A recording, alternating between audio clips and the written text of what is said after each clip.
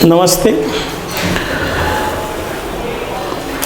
आज के इस लेक्चर में हम लोग डिस्कस करेंगे ग्रेविटेशन से रिलेटेड कुछ क्वेश्चंस और इससे बहुत सारे कंसेप्ट भी आपके क्लियर हो जाएंगे।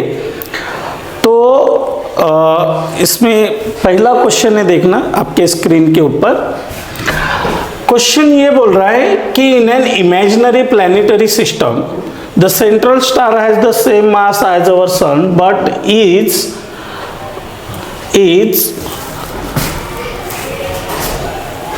much brighter, so that the only planet twice the distance between the earth and the sun can support life, assuming biological evolution including aging process etc on that planet is similar to ours.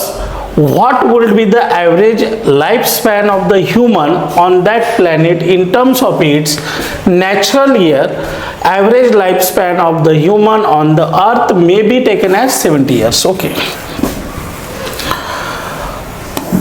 Question आपके screen के ऊपर है, आप थोड़ा सा इसको एक बार फिर से पढ़ लीजिएगा। क्वेश्चन बहुत ही सिंपल है। क्वेश्चन का कंसेप्ट क्या है? क्वेश्चन में क्वेश्चन ये कहता है कि भैया हमारे पास हमारा ये सन है, ओके, और ये हमारी अर्थ है। हमारी अर्थ सन के बाजू में घूम रही है और दूसरा एक नया सन है, मतलब अभी अर्थ के ऊपर क्या है, लाइफ सस्टेन हो रही है, हम लोग जिंदा है, सब लोग जी रहे हैं, इवोल्यूशन होता है, बायोलॉजिकल इवोल्यूशन जिस तरीके से यहाँ पे अर्थ पे होता है एज इट इज प्रोसेस होता है। कहाँ पे? एक नए प्लैनेटरी सिस्टम में जहां का एक नया सन है, न्यू सन बोलेंगे, ओके। और ये सन अपने सन से कुछ ज्यादा ब्राइटर है।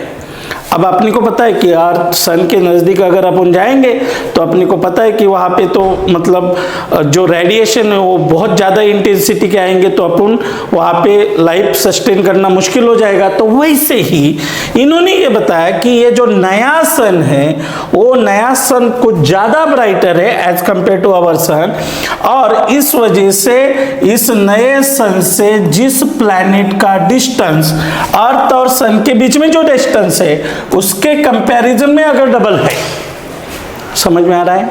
मतलब ये जो नया सन है उस नए सन के बाजू में जो प्लैनेट रिवॉल्व कर रहा है, उस प्लैनेट पे अगर लाइफ सस्टेन करनी है तो अपने अर्थ और सन के बीच में जितना डिस्टेंस है उससे डबल डिस्टेंस पे अगर प्लैनेट कोई रहता है तो उसी प्लैनेट पे लाइफ सस्टेन होने की संभावना है। और बाकी जो प्रोसेस है, मतलब एजिंग प्रोसेस है, वो सेम है। अब उनका कहना ऐसा है कि अर्थ के ऊपर एवरेज लाइफ स्पैन अगर 70 सालों का है तो इस नए प्लैनेटरी सिस्टम में एवरेज लाइफ स्पैन उस प्लैनेट के नेचुरल ईयर के टर्म्स में, मतलब इधर इस प्लैनेट का नेचुरल ईयर, जैसे कि अपने अर्थ को सन के बाजू में एक रिवॉल्यूशन कंप्लीट करने के लिए 365 डेज लगते, ओके। अब वहां पे डिस्टेंस बदल गया, तो डिस्टेंस बदलने की वजह से क्या हो जाएगा, उस प्लैनेट को सन के बाजू में एक रिवॉल्यूशन कंप्लीट करने के लिए जो टाइम लगेगा वो भी अलग लगेगा। मतलब एक साल अपन किसको कंसीडर करते हैं एक रिवॉल्यूशन कंप्लीट करने के लिए, तो वैसे इस प्लैनेट को एक रिवॉल्यूशन कंप्लीट करने के लिए जो टाइम लगेगा वो टाइम भी डेफिनेटली क्या लगेगा, अलग लगेगा। तो इनका कहना है कि अर्थ के ऊपर एवरेज लाइफ स्पैन अगर 70 सालों का है तो इस नए प्लैनेटरी सिस्टम में क्या होगा, उस बंदे का एवरेज लाइफ स्पैन कितना होगा in terms of its natural year. This is the meaning of this question, okay. अभी क्या है, सबसे इंपॉर्टेंट चीज क्या है, मतलब समझना। मतलब अगर समझ में आया तो क्वेश्चन तो ऐसे सॉल्व हो जाएगा, ओके। तो आई होप आपको ये मतलब समझ में आया होगा। तो अभी हम लोग इसको सॉल्व करते हैं। तो थोड़ा थोड़ा आपके दिमाग में आ चुका होगा कि भाई ये क्वेश्चन किस टर्म मतलब किस कंसेप्ट को रिलेट करता है, और आपने जो सोचा वही है, दैट इज केपलर्स लॉ। और यहाँ पे केपलर्स का थर्ड लॉ एकदम परफेक्ट बैठ जाएगा। अगर देखना बच्चा, हम लोग ऐसा लिखते हैं कि time period of earth is 1 earth year, और जो डिस्टेंस है अर्थ का सन से वो r है, और distance of planet from the new sun ये 2r है, तो प्लैनेट का टाइम पीरियड कितना होगा। ओके, तो इसके लिए कंसेप्ट अपन लगाएंगे, T square is directly proportional to r cube. Okay, मतलब this is the Kepler's third law, time period of revolution of planet का square is directly proportional to the cube of the orbital radius.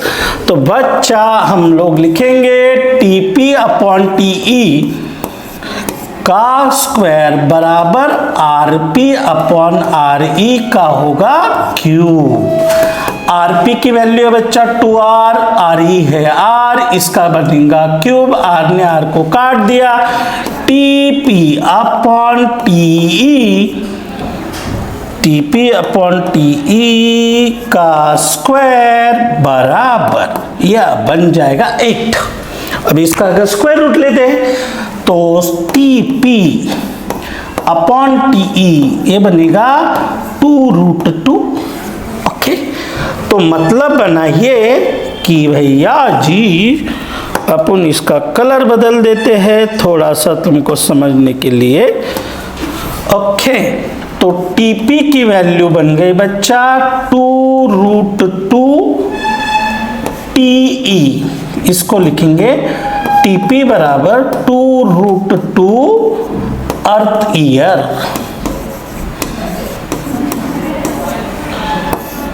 मतलब ये होता है, ध्यान देना, कि उस प्लैनेट को, वो जो नया सन है उसके बाजू में जो प्लैनेट जहाँ पे इवोल्यूशन हो रहा है, मतलब लोग जिंदा है और जिंदा रह सकते हैं, उसका टाइम पीरियड, मतलब उस प्लैनेट को उस सन के बाजू में एक रिवॉल्यूशन कंप्लीट करने के लिए अर्थ को जितना टाइम लगता अपने सन के बाजू में रिवॉल्व करने के लिए, उसके कंपैरिजन में 2√2 इतना टाइम ज्यादा लगेगा।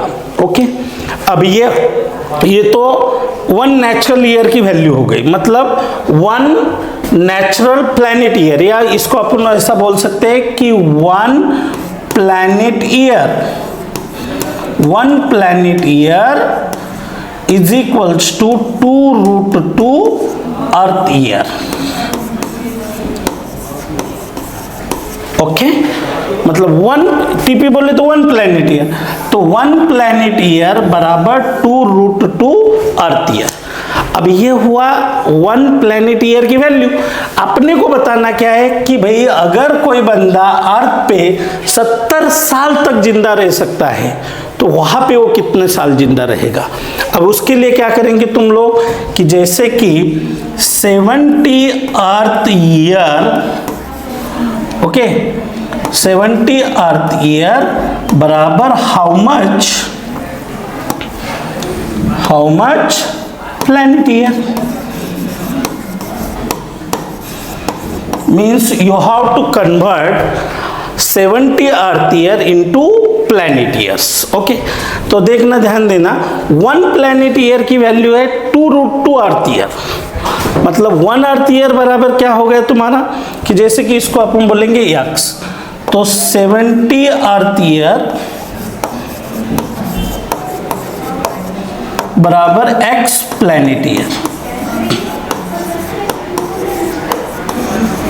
ओके, 70 अर्थ ईयर बराबर x प्लैनेट ईयर। अब देखना 1 प्लैनेट ईयर की वैल्यू कितनी है तुम्हारी 2√2 अर्थ ईयर, 2√2 अर्थ ईयर। इसको आप नोट कर लीजिए।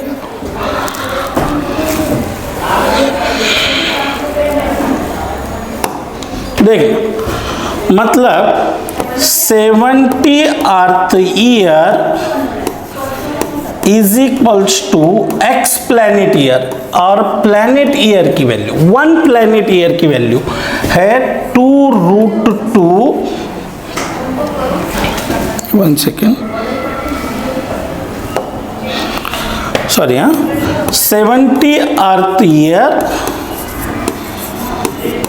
बराबर एक्स प्लैनेट ईयर।